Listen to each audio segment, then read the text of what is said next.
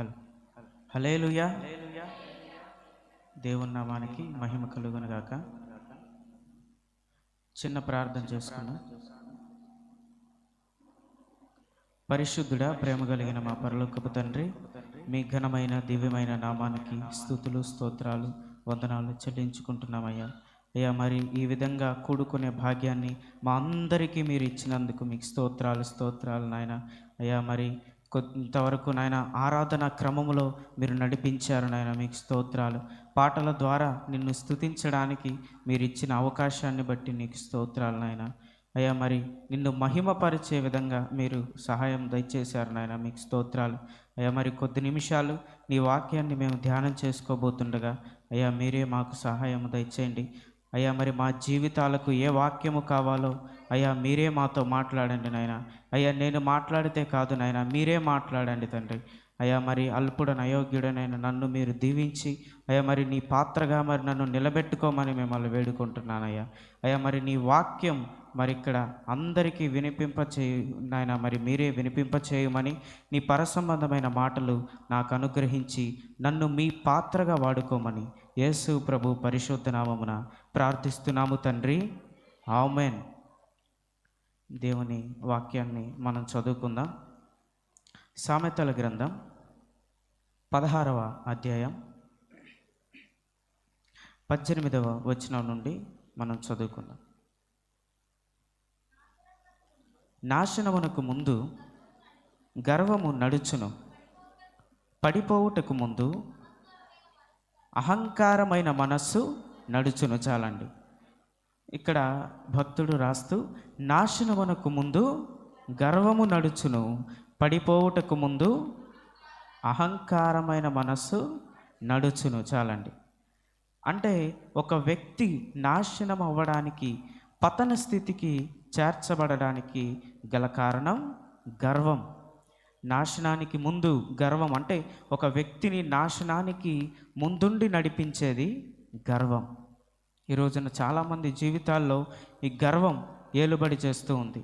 మరి నాశనం అవ్వడానికి, ఒక వ్యక్తి డౌన్ఫాల్ మొదలవ్వడానికి గల కారణం ఏంటంటే గర్వం.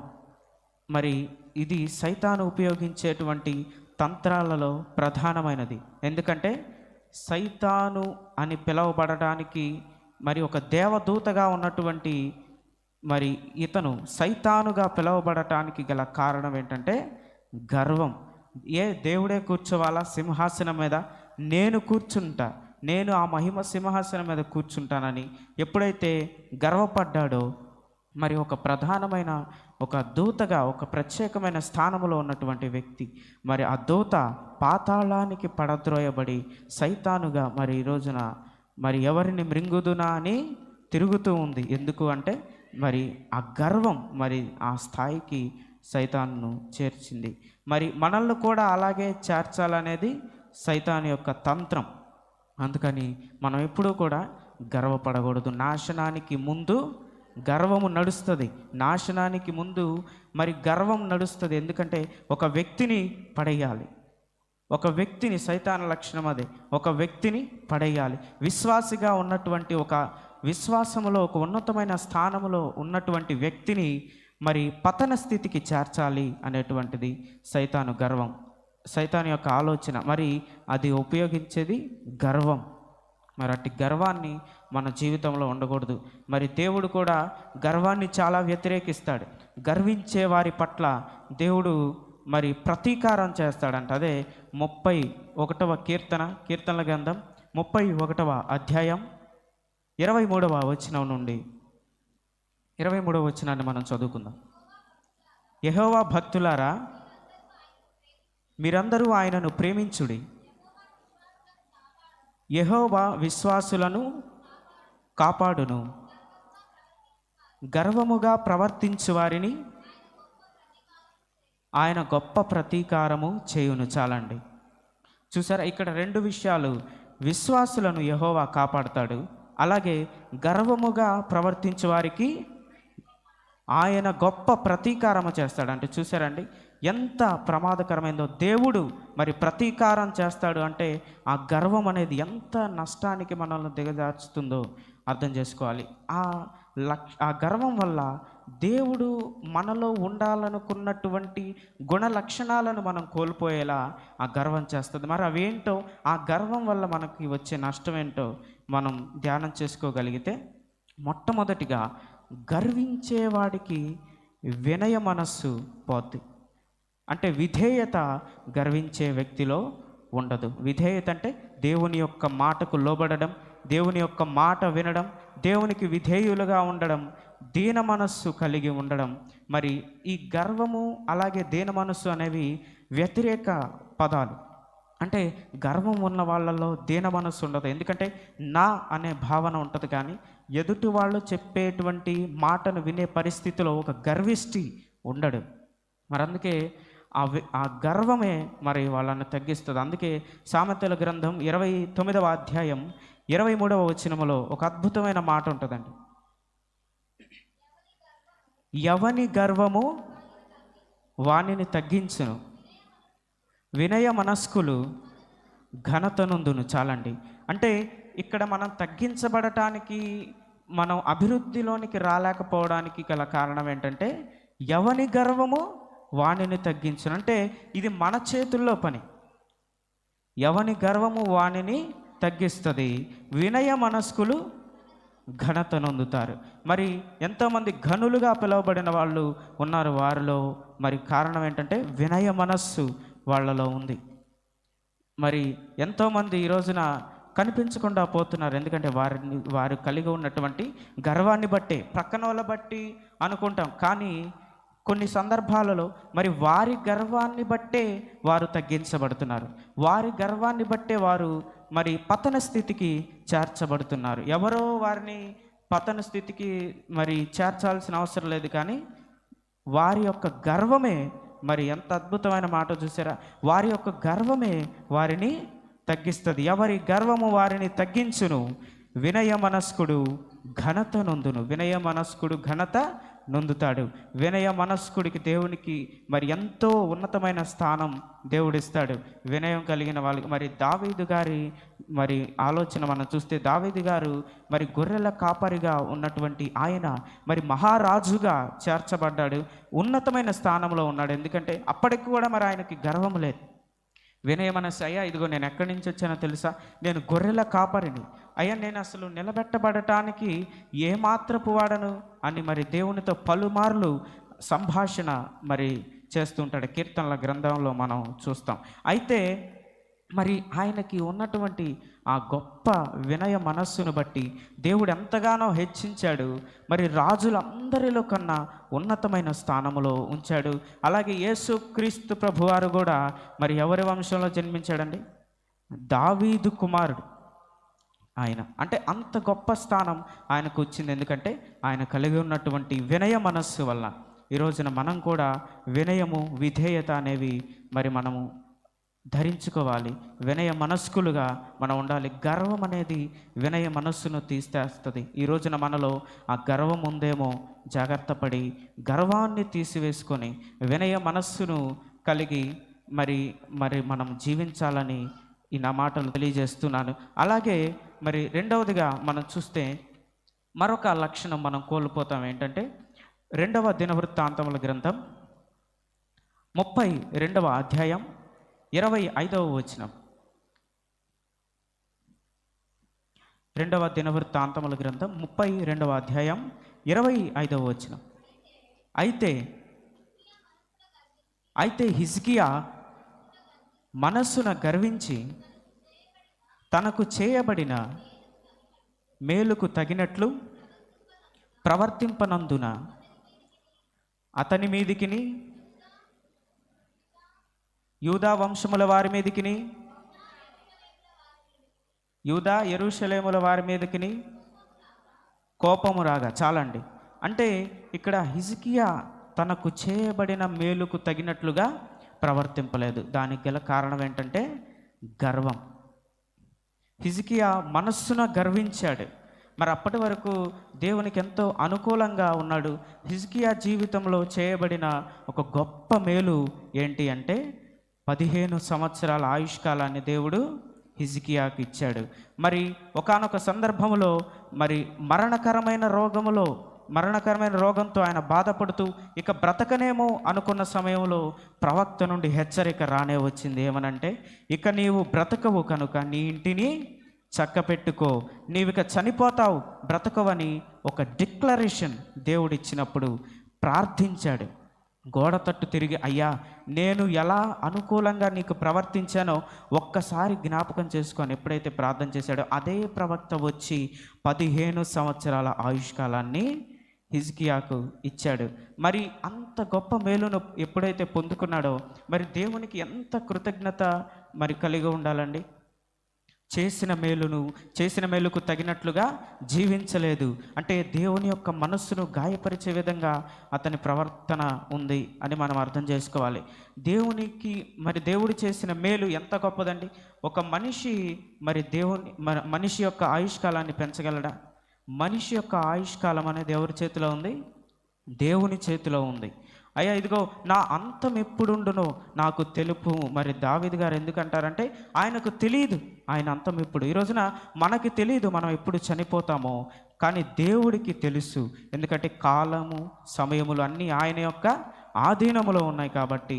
మరి హిజ్కియా ఎప్పుడైతే ప్రార్థించాడో 15 సంవత్సరాల ఆయుష్కాలాన్ని అంత గొప్ప మేలును పొందుకున్నప్పటికీ కూడా అతనిలో గర్వం అనేది అతనిలో ఎప్పుడైతే ప్రారంభమైందో, ఒక రాజయ్యుండి కూడా మరి దేవుని ఎదుట మరి గర్వంగా ఎప్పుడైతే ప్రవర్తించాడో, చేసిన మేలుకు తగినట్లుగా ఎప్పుడైతే జీవించలేదో మరి కోపము రగులుకుంది. యెహోవా యొక్క కోపము రగులుకుంది. మన జీవితంలో కూడా దేవుడు ఎన్నో మేలులు చేస్తూ ఉంటాడు. మనం ఈ రోజున బ్రతికున్నామంటే అది దేవుని యొక్క కృప. ఎందుకంటే ప్రపంచంలో ఈ దినము చూడలేక ఎంతోమంది గతించిపోయిన వాళ్ళు ఉన్నారు. ఎంతోమంది ఇదిగో నిన్న రాత్రే మరణించిన వాళ్ళు ఉన్నారు.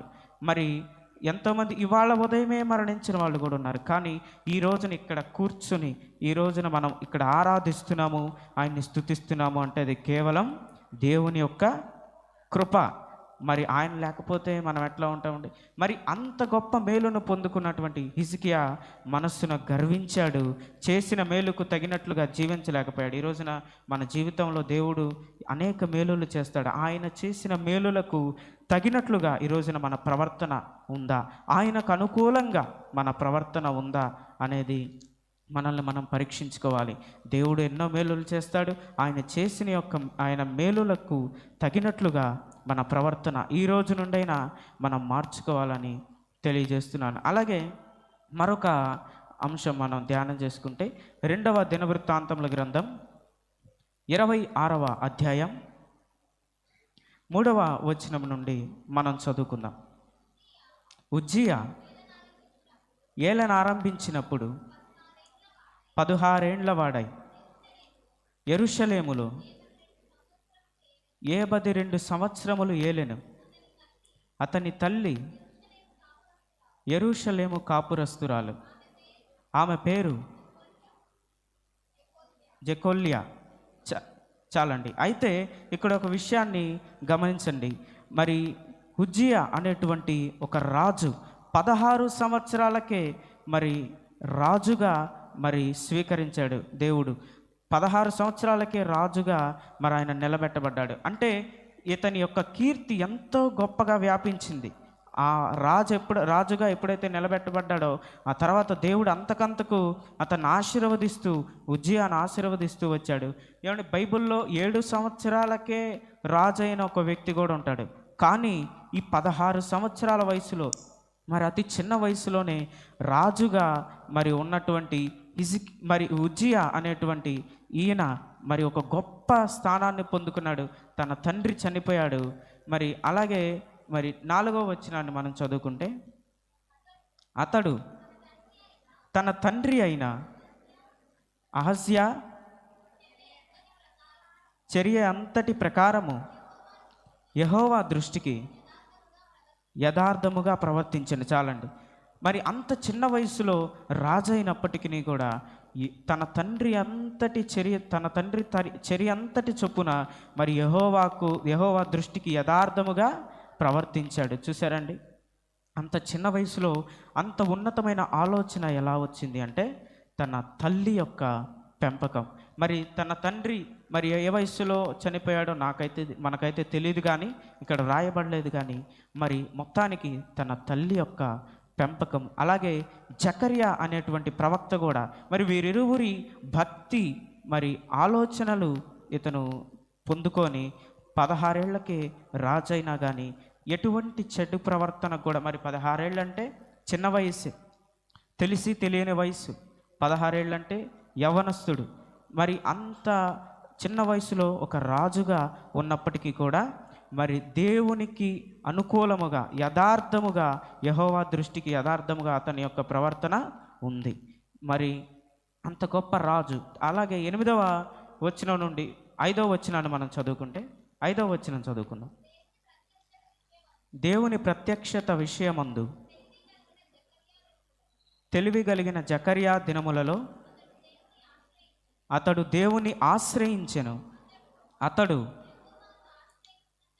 యెహోవాను ఆశ్రయించినంత కాలము దేవుడు అతనిని వర్ధిల్ల చేసెను. చాలండి.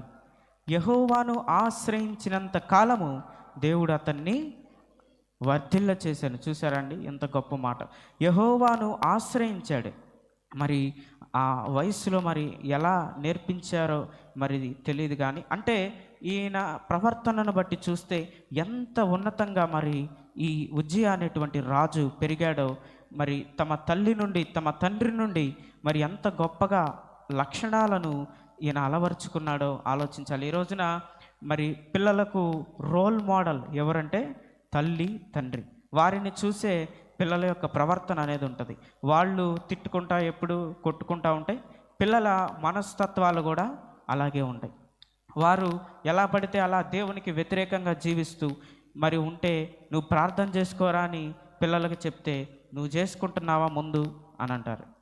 ఎందుకంటే వాళ్ళ ప్రవర్తనను సరి చేసుకోవాలి ముందు. అందుకే పౌలు గారు ఒక మాట రాస్తే ఏమంటారంటే, తల్లిదండ్రులారా మీ పిల్లలకు కోపము రేపొద్దు. అంటే మీ కోపము రేపొద్దు అంటే వారి యొక్క ప్రవర్తనను కూడా చూసుకోవాలి. ఇదిగో మీ ప్రవర్తనను కూడా మీరు చూసుకోండి.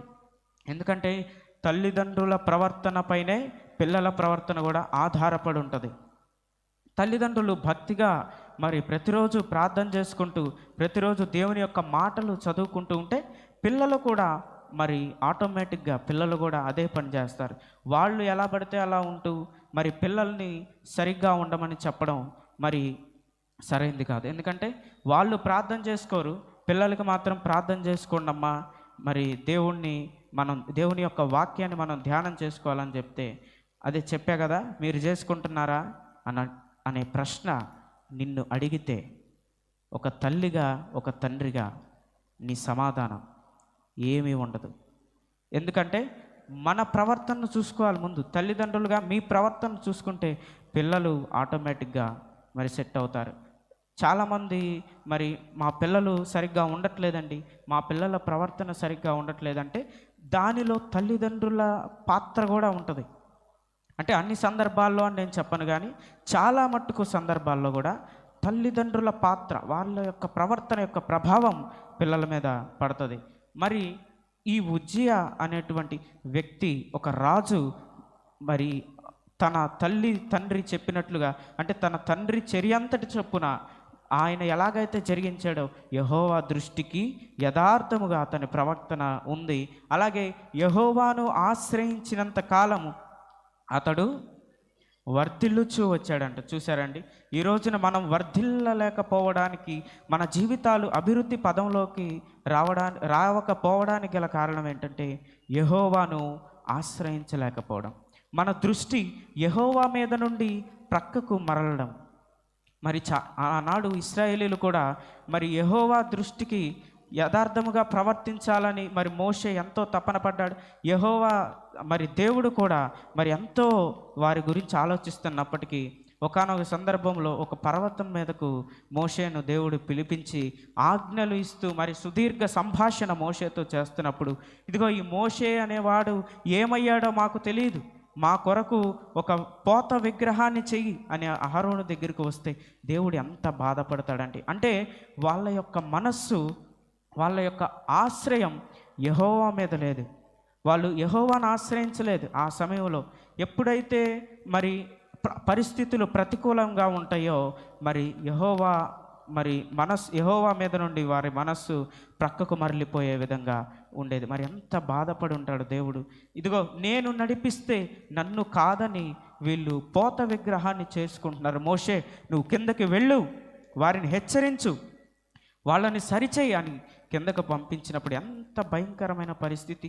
ఆ విగ్రహం ముందు వాళ్ళు తిని త్రాగి ఆడుటకు లేచిరి అని రాయబడి ఉంటుంది. ఎంత బాధపడి ఉంటాడో దేవుడు ఆలోచించాలి.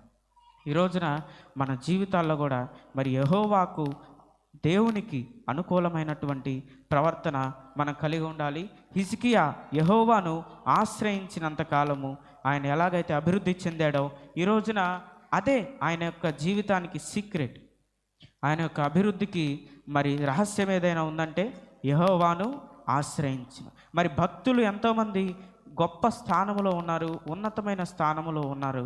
మరి వారు ఎలాగా అభివృద్ధి పొందారంటే యెహోవాను ఆశ్రయించారు. ఈ రోజున మనం కూడా మన జీవితాలను పెంపొందించుకోవాలి, అభివృద్ధి పదంలోనికి దేవుడు నడిపించాలి అంటే ఆయనను ఆశ్రయించాలి. అందుకే మనుషులను నమ్ముకొనుట కంటే యెహోవాను ఆశ్రయించుట మేలు. అంటే మేలు, యెహోవాను ఆశ్రయించుట మేలు. ఆయననే ఆశ్రయించాలి. ఎందుకంటే మనల్ని సృష్టించింది ఆయనే. మనం ఆయన పిల్లలమండి, మనం ఆయన కుమారులము కుమార్తెలము. మన కొరకు ఆయన ప్రాణం పెట్టాడు. అంటే మనం ఆయన సొత్తు. ఆయన సొత్తు అయిన మనం మరి మన పిల్లలము మన తండ్రి మీద కాక ఎవరి మీద ఆశ్రయిస్తామండి? మన తండ్రి మీద కాక ఎవరి మీద ఆధారపడతాము? అందుకే ఈ రోజు నుండైనా యెహోవాను ఆశ్రయించే వారిగా మనం ఉండాలి. అలాగే 8వ వచనాన్ని మనం చదువుకుంటే, అమోరీయులు ఉజ్జియాకు పన్నిచ్చువారైరి, అతడు అధికముగా బలాభివృద్ధి నొందాడు. అంటే ఎప్పుడైతే యెహోవాను ఆశ్రయించాడో అధికముగా బలము అభివృద్ధిని పొందాడు. అతని పేరుకు తగినట్ల ఆశీర్వాదాలు పొందుకున్నాడు. మరి ఉజ్జియా అంటే యెహోవాయే నా బలము, జెహోవా ఈజ్ మై స్ట్రెంగ్త్ అని అర్థం ఉజ్జియా అంటే. మరి తమ తల్లిదండ్రుల పేర్లు కూడా అలాగే ఉంటాయి. అయితే అంత గొప్ప మరి స్థానంలో ఉన్నటువంటి ఈ వ్యక్తి ఇంతవరకు బాగానే ఉంటుంది. ఎప్పుడైతే మరి తను గర్విస్తాడో 16వ వచనాన్ని మనం చదువుకుంటే, అయితే అతడు స్థిరపడిన తరువాత అతడు మనస్సున గర్వించి చెడిపోయాను. చాలండి. ఎప్పుడైతే స్థిరపడ్డాడో మరి 9వ వచనాన్ని ఒకసారి మనం చదువుకుందాం. మరియు ఉజ్జియా యెరూషలేములో మూల గుమ్మముల దగ్గరను ఉన్నత స్థలముల గుమ్మమును పల్లపు స్థలముల గుమ్మము దగ్గరను ప్రాకారపు మూల దగ్గరను దుర్గములను కట్టించాడు, గుమ్మములను దిట్టపరిచాడు. తర్వాత అదియు కాక షెఫెల్లా ప్రదేశములోను మైదాన ప్రదేశములోను అతనికి విస్తారమైన పశువులు ఉండగా అతడు అరణ్యములో దుర్గములు కట్టించి అనేకమైన బావులు త్రవ్వించెను. వ్యవసాయమందు అతడు అపేక్ష గలవాడు గనుక పర్వతములలోను కర్పేలులోను అతనికి వ్యవసాయ భూములు ద్రాక్ష తోట పరివారమును కలిగి ఉండెను. అంటే తన యొక్క ఎకానమీ, తన యొక్క దేశం యొక్క ఆర్థిక పరిస్థితిని కూడా మెరుగుపరుచుకున్నాడు.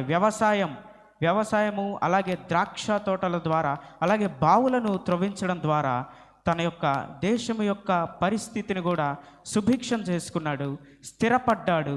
ఎప్పుడైతే స్థిరపడ్డాడో మరి హిజ్కియాకు మరి ఉజ్జియాకు కూడా తప్పలేదు ఈ గర్వం. 16వ వచనం మనం చదువుకుంటే, అతడు స్థిరపడిన తర్వాత మనస్సున గర్వించి చెడిపోయాను. అప్పటి వరకు బాగానే ఉన్నాడు, ఎప్పుడైతే గర్వించాడో చెడిపోయాడు అని రాయబడి ఉంది. అలాగే తర్వాత వచనాన్ని కూడా చదువుకుంటే, చెడిపోయెను. అతడు ధూపపీఠము మీద ధూపము వేయుటకై యెహోవా మందిరములో ప్రవేశించి తన దేవుడైన యెహోవా మీద ద్రోహము చేయగా యాజకుడైన అజర్యాయు అతనితో కూడా ధైర్యవంతులైన యెహోవా యాజకులు 80 మందియు అతని వెంబడి లోపలికి పోయిరి. చాలండి. మరి ఆ గర్వం అనేది ఆలోచన విధానాన్ని నశింపచేస్తుంది. ముందు వెనక ఆలోచించే ఆ తత్వాన్ని నశింపచేస్తుంది. అందుకు ఇదే ఉదాహరణ. ఈ యాజకులు చేయవలసినటువంటి పనిది. ధూపపీఠం మీద ధూపార్తిని అర్పించడానికి మరి ఎవరు చేయాల్సిన పని అండి? అది యాజకులు చేయవలసిన పని. ఎవరికి, ఏ గోత్రపు వాళ్ళకి ఆ దేవుడు మరి ఈ బాధ్యతను అప్పగించాడు? అహరోను గోత్రపు వారికి, అనగా లేవీయులకు మరి ఈ బాధ్యతను అప్పగించాడు. ఈ విషయం కూడా ఇతనికి బాగా తెలుసు. నేను చేయకూడదని తెలుసు, ఇది నా పని కాదు అని కూడా తెలుసు, మనకన్నా బాగా తెలుసు. కానీ ఆలోచన విధానం ఎప్పుడైతే నశించిపోయిందో, గర్వం ఎప్పుడైతే తలకెక్కిందో, ఆలోచన విధానం నశించిపోయింది. మరి తనది కాని పని యాజకుడి పని యాజకుడే చేయాలి, రాజు పని రాజే చేయాలి, మంత్రి పని మంత్రే చేయాలి, సైనికుడి పని సైనికుడే చేయాలి. కానీ ఇక్కడ అందుకు విభిన్నంగా మరి ధూపార్తిని చేత పట్టుకొని ధూపపీఠం దగ్గరకు వెళ్ళకూడని వ్యక్తి, మరి ఎందుకంటే అన్యుడు ప్రవేశిస్తే మరణిస్తాడు. మరి సంఖ్యాకాండంలో ఉంటుంది, మీరు తర్వాత చదువుకోండి. అన్యులు గనక ప్రవేశిస్తే, ఇదిగో అహరోను మీ కుమారులకు నీకు ఈ బాధ్యతను అప్పగిస్తున్నాను, ఇది నా దయ వల్ల మీరు పొందుకున్నారు, దయచేత మాత్రమే ఇది మీరు పొందుకున్నారు, అన్యులు గనక ప్రవేశిస్తే మరణ శిక్ష పొందుతాడు. స్పష్టంగా ఉంది. అయినా కానీ లోపలికి వెళ్ళాడు. ఆ తర్వాత ఏమైందో చూద్దాం. ఉజ్జియా ధూపము వేయుటకు ధూపార్తిని చేత పట్టుకుని రౌద్రుడై యాజకుల మీద కోపము చూపాను. ఇదిగో నీవు తప్పు చేస్తున్నావు ఉజ్జియా, బయటికి వెళ్ళు, ఇదిగో ఈ పరిశుద్ధ స్థలములో నుండి బయటికి పొమ్ము అని చెప్పడానికి ధైర్యవంతులైన యాజకులు కొంతమంది లోపలికి వచ్చారు. ఉజ్జియా, నీవు చేస్తుంది తప్పు చేస్తున్నావు, ఇది నీవు చెయ్యని నీది కాని పని, ఇది అహరోను వంశస్థులకు అప్పగించిన పనే కానీ నీకు అప్పగించిన పని కాదు, పరిశుద్ధ స్థలములో నుండి బయటికి పో అని చెప్పారు. అయినా కానీ వినల. అక్కడితో ఆగుంటే బ్రతికి బట్ట కట్టేవాడు. కానీ అతనిలో ఉన్న గర్వం చూడండి. ధూపార్తిని చేత పట్టుకున్నాడు, రౌద్రుడయ్యాడు యాజకుల మీద. యెహోవా మందిరములో ధూపపీఠము ప్రక్క అతడు ఉండగా యాజకులు చూచుచూనే ఉన్నప్పుడు అతని నొసట కుష్ఠరోగము పుట్టెను. దేవుడు ఊరుకుంటాడండి? ఊరుకోడు. ఎందుకంటే తనది కాని పని గర్వంతో చేస్తున్న ఉజ్జియా యొక్క గర్వాన్ని అణిచివేశాడు ఆ రోజున దేవుడు. మరి తనది కాని పని తను చేస్తూ ఉన్నప్పుడు యాజకులు హెచ్చరించినప్పుడు ఆగుంటే బాగుండేది. యాజకుల మీద కోప్పడ్డాడు. మరి ధూపార్తిని చేత పట్టుకుని ఎప్పుడైతే అక్కడికి వెళ్ళాడో, మరి యాజకులందరూ చూచుచుండగా, నేను అనుకుంటున్నాను ఇదిగో రాజు లాంటి పని చేస్తున్నాడు అని ప్రజలకు తెలుసుంటే కొంతమంది ప్రజలు కూడా వచ్చి చూస్తున్నారేమో అని నా అభిప్రాయం. ఇక్కడ రాయబడలేదు కానీ నేను అనుకుంటున్నా. అయితే మరి అందరూ చూస్తుండగా, యాజకులందరూ అందరూ చూస్తుండగా అతని నొసట అప్పుడే కుష్ఠరోగము పుట్టెను. అది ఒక మార్క్, అది ఒక సింబల్.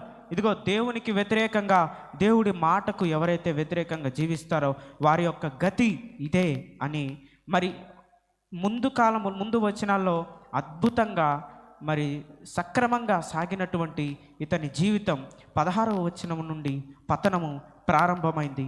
మరి రాజుగా ఉన్నటువంటి వ్యక్తి రోగిగా మార్చబడ్డాడు. కారణం ఏంటంటే గర్వం. అతనిలో ఉన్నటువంటి గర్వం అలాంటి స్థాయికి తీసుకువచ్చింది. పతన స్థితికి మరి ఉజ్జియా పడిపోయాడు. ఆ తర్వాత వచనాన్ని మనం చదువుకుంటే ప్రధాన యాజకుడైన అజర్యాను యాజకులందరూ అతని వైపు చూడగా అతని నొసట కుష్ఠము గలవాడై ఉండెను గనుక వారు తడవు చేయక అక్కడ నుండి అతన్ని బయటికి వెళ్ళగొట్టిరి. చూశారండి, అతన్ని బయటికి వెళ్ళగొట్టేశారు. పరిశుద్ధ స్థలంలో ఉన్నావు, ఇదిగో కుష్ఠరోగిగా ఉన్నావు, నీవు బయటికి పో అని. ఎవరిని? 52 సంవత్సరాలు అద్భుతంగా పాలించినటువంటి ఒక రాజు. చూశారండి, బయటికి తరిమివేయబడ్డాడు అంతే. ఎందుకంటే అతని యొక్క గర్వం, అతని గర్వం బట్టి మరి అతను బయటికి త్రోసివేయబడ్డాడు. మరి కుష్ఠరోగులు అంటే మరి బైబిల్లో మీరు చూస్తే పాలెము వెలుపల ఉండాలి, నెంబర్ 1. నెంబర్ 2, అపవిత్రుడను అని అరవాలి, అపవిత్రుడుగానే ఉండాలి. మరి ఇతని జీవితం ఎలాగుందో తెలుసా? మరణము వరకు కూడా కుష్ఠరోగి అయి ఉన్నాడు, ప్రత్యేకంగా ఉన్నాడు.